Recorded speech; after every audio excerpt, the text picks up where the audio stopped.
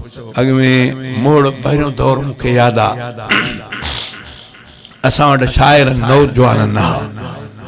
साईं चांडियो साहब रहमतुल्लाह अलैह मौलाना नूरुद्दीन मसरूर अञा मुंहिंजी शुरुआत हुई तो उहे वफ़ात करे विया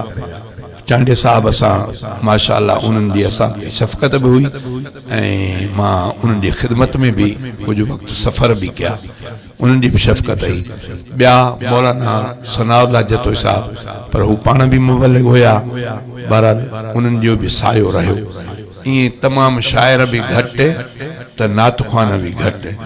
पोइ जीअं जीअं चवंदा न त आम चवणी आहे त मौलाना मेखे साहब खां पोइ वाइज़ सवलो थी पियो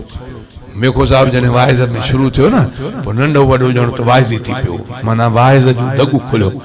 ईअं इहो बि एज़ाज़ आहे त अल्लाह ताला मूंखे इन लाइन ते आंदो त ॼण नंढा वॾा नातख़्वान थी विया नातख़्वानी सां गॾु वरी शाइर बि थी विया वो मूंखे यादि आहे त पहिरियों जॾहिं शुरुआत थी मुंहिंजी मौलाना सनाउल्लाह साहब भी वॾो हुया वॾा पोइ कॾहिं कॾहिं नाराज़ भी थी पवंदा शेर ॾियण वठण में भी वांदा भी कोन पोइ जॾहिं सैयद रफ़ीक अहमद शाह अमरोटी इन लाइन ते आयो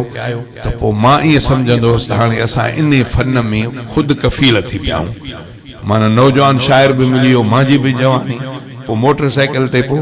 100 किलोमीटर हलिया वञूं त परवाह बि न हूंदी पिया ॻाईंदा ठाहींदा ॻाईंदा हूंदासीं है न अल्लाह जो फज़ल इहो थियो जो अॼु वरी तमामु घणा शाइर इस्लाम भी थिया